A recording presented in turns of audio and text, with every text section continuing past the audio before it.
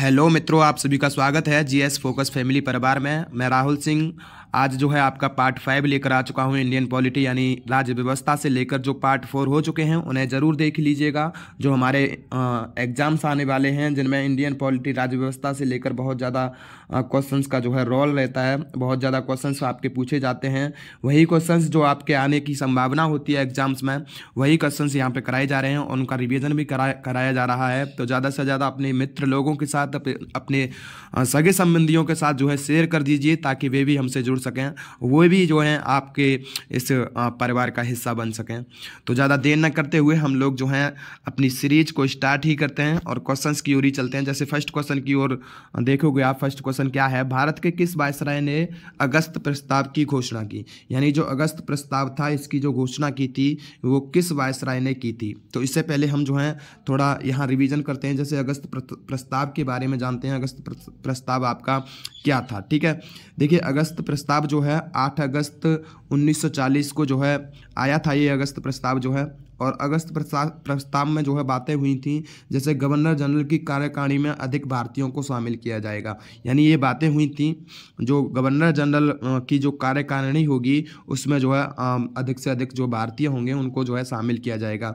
Second जो बात हुई थी इसमें ये हुई थी युद्ध की समाप्ति पर भारत में औपनिवेशिक राज की स्थापना होगी। औपनिवेशिक स्वराज की जो है स्थापना होगी। युद्ध की समाप्ति यानी सेकेंड वर्ल्ड वॉर चल रहा था आपका। सेकेंड वर्ल्ड वॉर के टाइम जो है ब्रिटेन के जो पीएम थे 1937 से आपके 1940 तक चैम्बरलेन रहे थे और उस 1940 से 1945 में चर्चिल, ठीक है, ये आपके रहे थे। ठीक है, तो उसी समय जो है ये घोषणा की थी, बोला गया था कि युद्ध की समाप्ति के बाद जो है भारत में औपनिवेशिक स्वराज की जो है स्थापना होगी। और बोला गया था कि संविधान बनाना भारतीयों का अपना अधिकार होगा। ठीक है, याद रखिएगा, संविधान बनाना भारतीयों का अपना अधिकार होगा। यह किस प्रस्ताव में बोला गया था? तो याद रखिएगा अगस्त प्रस्ताव में। अब बात कर लेते हैं अल्पसंख्यकों के विचारों को भी ध्यान में रखा जाएगा। ये भी बोला गया था जो अल्पसंख्यक होंगे उनके विचारों को ध्यान में रखा जाएगा। लेकिन बात कर लेते हैं मुस्लिम लीग की।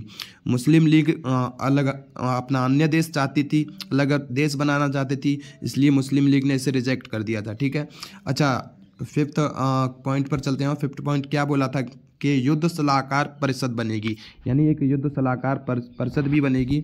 और बात करें युद्ध सलाहकार परिषद की तो इसमें जो कांग्रेस थी, ठीक है, कांग्रेस ने जो है ये जो अगस्त प्रस्ताव था इसे आपका अस्वीकार, रिजेक्ट कर दिया था और कहा था भारत जो होगी, भारत की स्वतंत्रता होगी उससे कम नहीं, यानी भारत की जो स्वतंत्रता है, हमें स्वतंत्रता चाहिए, उसके कम पर समझौता नहीं होगा। और इसमें जो है आपके अब्दुल कलाम जो हैं जो डिस्कस करते थे वो उनसे चर्चा तक नहीं की थी उन्होंने। ठीक है, अब्दुल कलाम जी ने। अच्छा अगस्त प्रस्ताव की बात कर लें। जैसे अगस्त प्रस्ताव जो था आपका उसमें नेहरू जी यहाँ लिख लीजिएगा, नेहरू। ठीक है, नेहरू जी ने क्या बोला था इस अगस्त प्रस्ताव को? अगस्त प्रस्ताव को बोला था कि यह एक दरवाजे पर जो जंग लगी कील के समान है। ठीक है, तो अगस्त प्रस्ताव में क्वेश्चन पूछ लिया जाएगा कि दरवाजे पर की जंग लगी कील के समान अगस्त प्रस्ताव को किसने बोला था? तो ये नेहरू जी ने बोला था। अच्छा, इसका विरोध भी हुआ था और विरोध के बारे में जाने तो विरोध जैसे अगस्त प्रस्ताव के विरोध में एक इंडिविजुअल सत्याग्रह हुआ था, आपका व्यक्तिगत सत्याग्रह हुआ था 17 अक्टूबर। जैसे 17 अक्टूबर को जो है ये आपका हुआ था, 17 अक्टूबर 1940 को व्यक्तिगत सत्याग्रह। इसमें क्या हुआ था, ये आपका पवनार यानी महाराष्ट्र से जो है ये शुरू हुआ था, महाराष्ट्र से। और इसमें जो पहले व्यक्ति गए थे वे थे आचार्य विनोबा भावे। ठीक है, विनोबा भावे गए थे। अच्छा इसके बाद नेहरू जी गए थे और आपका तीसरे इंसान जो थे वो ब्रह्मदत्त थे। क्या थे? ब्रह्मदत्त। याद रखिएगा, तीसरे इंसान ब्रह्मदत्त थे। और यहीं पे जो है क्या नाम था, महात्मा गांधी जी ने जो है गांव से होकर एक सत्याग्रह ये किया था और उसमें नारा भी दिया था, दिल्ली चलो। कहाँ चलो? दिल्ली चलो। ठीक है, ये नारा इसी में दिया गया था। ठीक है, याद रखिएगा। अब क्वेश्चन की ओर चलते हैं। क्वेश्चन देखिए, जैसे क्वेश्चन फर्स्ट था आपका, भारत के किस वायसराय ने अगस्त प्रस्ताव की घोषणा की? तो याद रखिएगा इस अगस्त प्रस्ताव की जो घोषणा की थी उस समय लिनलिथगो थे। कौन थे? लिनलिथगो। इन्होंने ही घोषणा की थी, लिनलिथगो ने। ठीक है, नेक्स्ट क्वेश्चन की ओर चलते हैं और नेक्स्ट क्वेश्चन क्या है आपका, लिनलिथगो द्वारा अगस्त प्रस्ताव निम्नलिखित में से किस वर्ष लाया गया। जैसे अभी मैंने जस्ट बताया ही था आपको, जो यहाँ पे देखो अगस्त प्रस्ताव 8 अगस्त 1940, ठीक है। तो ये 8 अगस्त 1940 यानी 1940 को ये अगस्त में लिनलिथगो द्वारा लाया गया था ये अगस्त प्रस्ताव जो है। नेक्स्ट क्वेश्चन की ओर चलते हैं और नेक्स्ट क्वेश्चन थर्ड क्वेश्चन क्या है आपका, थर्ड क्वेश्चन है अगस्त प्रस्ताव 1940 के बारे में निम्नलिखित में से क्या सही नहीं था, क्या सही नहीं था। जैसे बात करते हैं फर्स्ट क्या है कथन स्टेटमेंट, फर्स्ट स्टेटमेंट है आपका, इसने युद्ध सलाहकार परिषद स्थापित करने का आह्वान किया था। तो जस्ट मैंने अभी बताया ही था आपको, देखो ये रहा युद्ध समाप्ति के बाद अच्छा औपनिवेशिक और युद्ध पर सलाहकार जो है परिषद बनेगी आपकी, ठीक है। यानी ये तो कथन सही है आपका। अच्छा, इसने वायसराय की कार्यकारिणी परिषद में के विस्तार की सिफारिश की जिसमें गोरों से अधिक भारतीय शामिल थे, क्या ये सही है आपका, बताइए क्या ये सही है आपका। तो ये भी सही है भाई साहब, क्योंकि इसमें बोला गया था जो है भारतीयों की संख्या जो होगी वो अधिक होगी। अच्छा, बात करें कांग्रेस ने अगस्त प्रस्ताव को मंजूरी दी, नहीं, कांग्रेस ने अगस्त प्रस्ताव को मंजूरी नहीं दी थी, इसे रिजेक्ट कर दिया था। और यहाँ पे व्यक्तिगत सत्याग्रह भी हुआ था जो 1940 में हुआ था, जहां महात्मा गांधी जी ने जो है दिल्ली चलो का नारा दिया था। और इस अगस्त प्रस्ताव को अभी जस्ट बताया था, नेहरू जी ने क्या बोला था, दरवाजे पर जंग लगी कील के समान बताया था इसे, ठीक है। नेक्स्ट क्वेश्चन की ओर चलते हैं। तो इसका आंसर क्या हो जाएगा, इसमें कौन सही नहीं था, तो थर्ड जो है ये आपका सही नहीं था, ठीक है। नेक्स्ट क्वेश्चन की ओर चलते हैं। गांधी जी का व्यक्तिगत सत्याग्रह किस घटना पर प्रत्यक्ष परिणाम था। तो अभी जस्ट बताया अगस्त प्रस्ताव पर यह प्रत्यक्ष परिणाम था, आपका रिजल्ट था, ठीक है। तो इसका राइट आंसर हो जाएगा अगस्त प्रस्ताव यानी बी, केवल 2, ठीक है, ये आंसर हो जाएगा। नेक्स्ट क्वेश्चन की ओर चलते हैं। अच्छा, अब क्रिप्स मिशन की, जैसे क्वेश्चन क्रिप्स मिशन के बारे में आएंगे और क्रिप्स मिशन की बात कर लेते हैं। जैसे क्रिप्स मिशन की जो घोषणा हुई थी वो आपका 11 मार्च 1942 में हुई थी। कब हुई थी, 11 मार्च 1942 में ये घोषणा हुई थी। और ये दिल्ली कब आया था इसके बारे में पूछा जाएगा, तो ये दिल्ली जो आया था 23 मार्च 1942 को ये दिल्ली आया था। 1942 को 23 मार्च 1942 को ये दिल्ली आया था।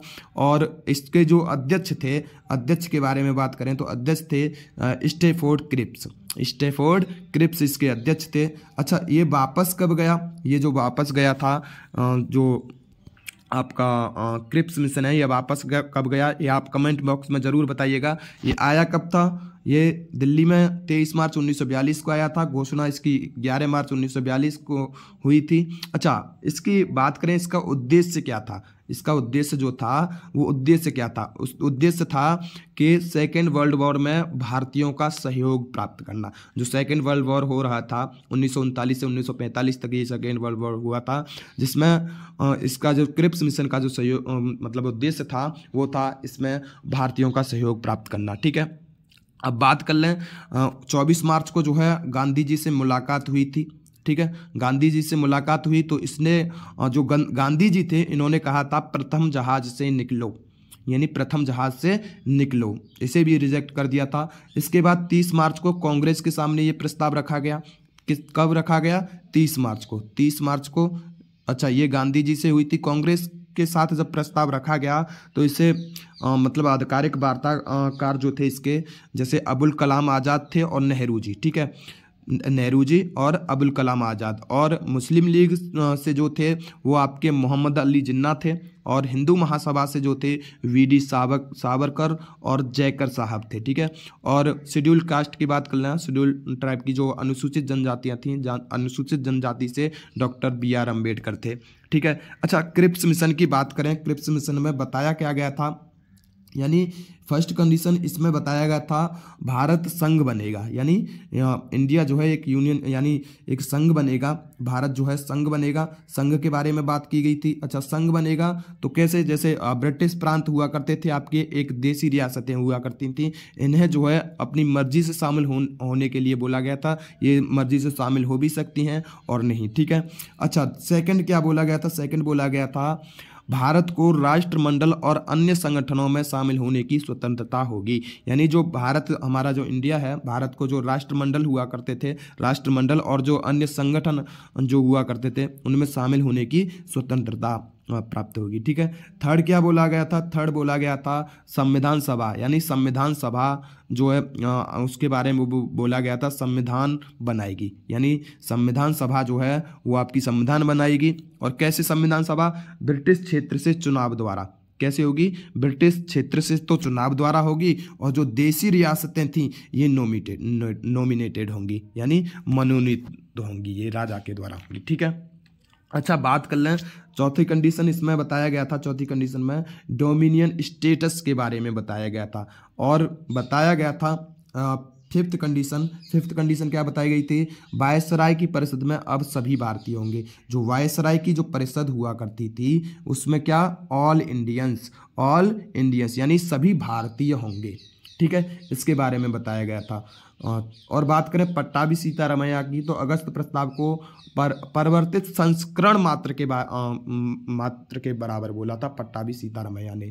और जो गांधी जी थे, गांधी जी ने बोला था इसे, अच्छा गांधी जी ने तो सीधा बोल दिया था प्रथम जहाज से निकलो, जब उनसे मुलाकात हुई थी गांधी जी से, जैसे ही मुलाकात हुई थी आपकी 24 मार्च को। ठीक है, 24 मार्च 1942 को जब मुलाकात हुई थी सीधा बोल दिया था। और गांधी जी ने इसके बारे में बोला था टूटते हुए बैंक के नाम उत्तर दिनांकित चेक, यानी जो पोस्ट डेटेड चेक है इसके ऐसा बताया था इसे। ठीक है। और नेहरू जी की बात कर लें, ये भी कहाँ पीछे रह जाएंगे। नेहरू जी ने बोला था जिसका बैंक भी दिवालिया होने वाला है, ये आपको बोला था। अच्छा, बात कर लेते हैं, जैसे अभी जस्ट मैंने बताया था ये वापस कब गया, तो वापस कब गया था? ये वापस गया था 11 अप्रैल 1942 को ये वापस चला गया, क्रिप्स मिशन। ठीक है, क्रिप्स मिशन कब गया वापस?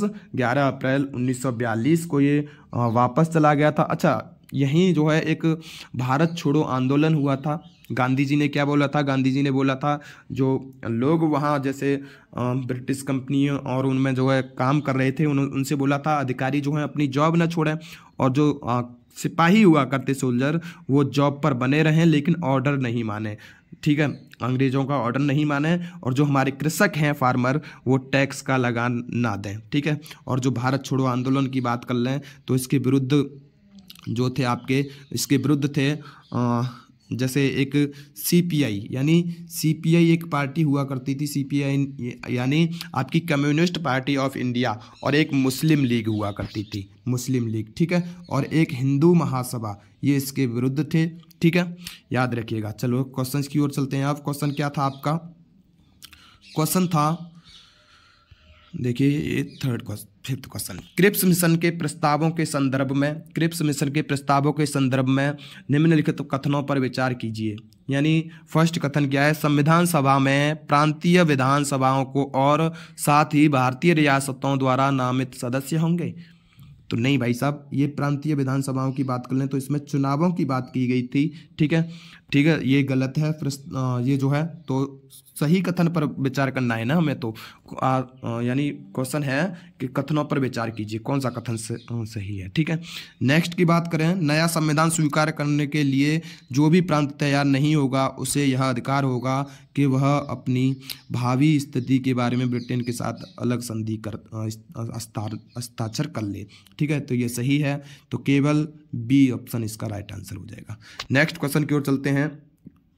क्रिप्स मिशन के बारे में निम्नलिखित में से कौन सा कथन सही नहीं है? जैसे बात करते हैं, फर्स्ट कथन क्या है? फर्स्ट स्टेटमेंट जो है, मार्च 1942 में क्रिप्स ने वार कैबिनेट को एक मसौदा घोषणा यानी ड्राफ्ट डिक्लेरेशन पर सहमत होने के लिए राजी किया। तो ये सही है। ठीक है, ये सही है। अच्छा, बात कर लेते हैं, जवाहरलाल नेहरू और सरदार पटेल ने मिशन के साथ बातचीत के लिए कांग्रेस का प्रतिनिधित्व किया। कांग्रेस का जो प्रतिनिधित्व कर रहे थे, याद रखिएगा, जवाहरलाल नेहरू और सरदार पटेल नहीं, अबुल कलाम आज़ाद थे। अबुल कलाम आज़ाद, याद रखिएगा, अबुल कलाम आज़ाद। तो ये गलत हो गया भाई साहब यहाँ। ठीक है। अच्छा, सही नहीं है तो यही ऑप्शन हो जाएगा राइट आंसर। राइट आंसर क्या हो जाएगा, यही सही नहीं है। अच्छा, युद्ध के पश्चात मिशन डोमिनियन, इसकी भी बात की गई थी, ये सही है। युद्ध के पश्चात मिशन के संविधान निर्माण निकाय का गठन बनाने का गठन प्रस्तावित किया गया, ये भी सही है। लेकिन सही कौन सा नहीं था, सेकंड ऑप्शन, जो कि जवाहरलाल नेहरू और अबुल कलाम आज़ाद जो हैं इसकी कांग्रेस की तरफ से प्रतिनिधित्व कर रहे थे। ठीक है, ठीक है, याद रखिएगा। नेक्स्ट क्वेश्चन की ओर चलते हैं। नेक्स्ट क्वेश्चन 7 नंबर क्वेश्चन क्या है आपका, निम्नलिखित में से क्रिप्स मिशन की विफलता का तात्कालिक प्रभाव था, यानी भारत छोड़ो आंदोलन का ये प्रभाव था। याद रखिएगा, भारत छोड़ो क्विट इंडिया मूवमेंट का ये प्रभाव था। ठीक है, नेक्स्ट क्वेश्चन की ओर चलते हैं। नेक्स्ट क्वेश्चन क्या है आपका, क्रिप्स मिशन भारत में किस समय आया था, यानी क्रिप्स मिशन की बात कर लें, किस वर्ष आया था ये क्रिप्स मिशन जो है। अभी जस्ट मैंने बताया था क्रिप्स मिशन के बारे में, तो ये 1942 में आया था। ठीक है, 1942 में, याद रखिएगा 1942 में ये क्रिप्स मिशन आया था। नेक्स्ट क्वेश्चन, अच्छा अब सी राजगोपालाचारी थे, उनके फॉर्मूले की बात कर लेते हैं। मुस्लिम और कांग्रेस के लिए इन्होंने ये फार्मूला दिया था, मुस्लिम लीग और कांग्रेस के लिए। ठीक है, याद रखिएगा। अच्छा, इसमें क्या बताया, ये जो फार्मूला आया था ये जुलाई 1944 में आया था। कब आया था, 1944 में, याद रखिएगा 1944 में, जुलाई 1944 में। अच्छा, इसमें मुस्लिम बाहुल्य क्षेत्रों का सीमांकन के बारे में बताया गया था, जो मुस्लिम बाहुल्य क्षेत्र होंगे उनके सीमांकन के बारे में। लेकिन बात करें वोटिंग के आधार पर होगा, किस पर होगा, वोटिंग के आधार पर होगा, जिसका विरोध जो किया था, विरोध किया था आपका जिन्ना ने। किसने किया था, जिन्ना ने इसका विरोध किया था, याद रखिएगा। अच्छा, बात कर लेते हैं आगे इसके मिशन की, इसी मिशन के बारे में। जैसे बात कर लें, जो देसाई और लियाकत अली खान थे, उन्होंने समझौता किया था। इसमें जो समझौता होगा वो 50-50% पर होगा, यानी 50% हिंदू और 50% आपके मुस्लिम होंगे। जो सीटें होंगी मतलब जो सीटें होंगी 50% हिंदुओं की होगी और 50% मुस्लिमों की होंगी। ठीक है, नेक्स्ट चलते हैं। अब देखो, जैसे क्वेश्चन की बात करें, सी राजगोपालाचारी फॉर्मूला निम्नलिखित में से किस वर्ष में आया था। सी राजगोपालाचारी फॉर्मूला जो आया था, कब आया था, तो याद रखो जुलाई 1944, अभी जस्ट मैंने बताया था। इसका राइट आंसर क्या हो जाएगा, जुलाई 1944। और जैसे नेक्स्ट क्वेश्चन की ओर चलते हैं। नेक्स्ट क्वेश्चन क्या है आपका, भारत छोड़ो आंदोलन के बाद सी राजगोपालाचारी ने द वे आउट इनकी एक पुस्तक थी, याद रखिएगा, द वे आउट शीर्षक से एक पुस्तिका जारी की। इस पुस्तिका में निम्नलिखित में से कौन सा प्रस्ताव था, तो उस पुस्तिका में कौन सा प्रस्ताव था ये आपको बताना है। जैसे बात करते हैं, ब्रिटिश भारतीय राज्यों के प्रतिनिधित्व से बनी युद्ध सलाहकार परिषद की स्थापना, क्या ये प्रस्ताव था, नहीं था। क्यों, क्योंकि भाई ये अगस्त प्रस्ताव में बात की गई थी। ठीक है, ये अगस्त प्रस्ताव में बात की गई थी, याद रखना। अच्छा, नेक्स्ट चलते हैं। नेक्स्ट क्या है, केंद्रीय कार्यकारी परिषद का इस प्रकार पुनर्गठन करना कि गवर्नर जनरल और कमांडर इन चीफ को छोड़कर इसके सभी सदस्य भारतीय नेता हों, ऐसा बोला गया था। नहीं भाई साहब, क्यों, क्योंकि ये वेवेल योजना जो आई थी, वेवेल योजना में इसके बारे में बात की गई थी। अच्छा, नेक्स्ट चलते हैं। नेक्स्ट क्या है, 1945 के अंत में केंद्रीय और प्रांतीय विधानमंडलों के लिए चुनाव और जल्द से जल्द संविधान बनाने वाली संस्था बुलाई जाएगी, ये भी नहीं बताया गया था, ये भी रॉन्ग हो जाएगा। ठीक है, सही कथन हमें ज्ञात बताना है, सही क्या है, तो संवैधानिक गतिरोध का समाधान। जो सी राजगोपालाचारी थे, उन्होंने मुस्लिम बाहुल्य क्षेत्रों का जो क्षेत्र थे उनका सीमांकन की बात की गई थी 50-50% पर। ठीक है, 50-50% पर ये बात की गई थी। ठीक है, याद रखिएगा, इसका राइट आंसर हो जाएगा डी ऑप्शन। ठीक है, नेक्स्ट क्वेश्चन की ओर चलते हैं। नेक्स्ट क्या है, मुस्लिम लीग और भारतीय राष्ट्रीय कांग्रेस के बीच राजनीतिक गतिरोध को दूर करने के लिए सी आर फॉर्मूले को किसने तैयार किया, तो याद रखिएगा सी राजगोपालाचारी जी ने तैयार किया था ये 1944 में। ठीक है, नेक्स्ट चलते हैं। अब देखो वेवेल योजना को देखते हैं। वेवेल योजना क्या थी, वेवेल योजना जो थी, अच्छा, लिनलिथगो जो है आपका वापस जा चुका था। लिनलिथगो की जगह पर जो है आपके वेबेल आ चुके थे। ब्रिटेन में चुनाव भी हो रहे थे। ब्रिटेन में चुनाव जो हो रहे थे, एक तरफ आपके चर्चिल और एक तरफ थे क्लीमेंट एटली। ठीक है, क्लीमेंट एटली। एटली की बात करें तो एटली का मुद्दा ये था कि भारत को स्वतंत्र कर देना चाहिए। स्वतंत्रता को लेकर जो है इंडिया की, भारत की जो स्वतंत्रता थी उससे रिलेटेड इटली का मुद्दा था। और जो चर्चिल की बात करें तो 1942 और 43 की बात है, बंगाल में अकाल पड़ा था जिससे जो है 30 लाख लोगों की मृत्यु हुई थी कम से कम, इसकी वजह से, चर्चिल की वजह से। ठीक है, अच्छा, इसके बारे में बेबेल योजना के बारे में बात करें तो जैसे कार्यकारिणी में वायसराय और सैन्य प्रमुख के अलावा सभी भारतीय होंगे, ये याद रखना, इस योजना में बताया गया था ये। ठीक है, सेकंड की बात करें, कार्यकारिणी में हिंदू और मुस्लिम बराबर होंगे, 50-50% होंगे या बराबर होंगे। ठीक है, याद रखिएगा, ये बात बोली गई थी। अच्छा, भारत छोड़ो आंदोलन के सभी नेता जो होंगे वो रिहा होंगे। जो भारत छोड़ो आंदोलन जो महात्मा गांधी जी के द्वारा चलाया गया था, ये सत्याग्रह जो है, ठीक है, भारत छोड़ो आंदोलन जो है, इसके जो सभी नेता थे वे सभी रिहा होंगे। और इसकी बात के लिए जो ये सब बात करने के लिए एक सम्मेलन हुआ था 25 जून, याद रखिएगा, 25 जून 1945 को सम्मेलन हुआ था शिमला में। कहाँ हुआ था? शिमला में ये सम्मेलन हुआ था। अच्छा, बात कर लें, जैसे कांग्रेस की तरफ से जो थे अबुल कलाम आज़ाद ये किसकी तरफ से? कांग्रेस की तरफ से। और एक मुस्लिम लीग की तरफ से जो है आपका जिन्ना। ठीक है, मुस्लिम लीग की तरफ से। अच्छा, मुस्लिम लीग ने क्या कहा था? मुस्लिम लीग ने कहा था कार्यकारिणी में मुस्लिमों का चुनाव मुस्लिम करेगी, यानी जो चुनाव होगा, इलेक्शन जो होगा वो मुस्लिम लीग ही करेगी। लेकिन इस बात को कांग्रेस ने क्या बोला था? इस बात को कांग्रेस ने नहीं माना था, याद रखना। ठीक है, अब क्वेश्चन की ओर चलते हैं। क्वेश्चन क्या है आपका? क्वेश्चन है, निम्नलिखित में से किस योजना ने प्रस्तावित किया कि वायसराय की कार्य परिषद के सभी सदस्य वायसराय और कमांडर इन चीफ को छोड़कर भारतीय होंगे? तो अभी जस्ट बताया था, जो आपकी 1945 में 14 जून 1945 में कब आई थी? 14 जून 1945 में ये जो वेबल योजना थी इसी में बताया था। क्या बताया था? यानी वायसराय और कमांडर इन चीफ को छोड़कर जो है जो कार्य परिषद होगी उसमें सभी भारतीय होंगे। ठीक है, नेक्स्ट क्वेश्चन की ओर चलते हैं। नेक्स्ट क्या है आपका? 1945 की वेबल योजना के विषय में निम्नलिखित में से क्या सही नहीं है? जैसे बात करें, कार्यकारी परिषद में मुसलमानों का 1/3 प्रतिनिधित्व होना था।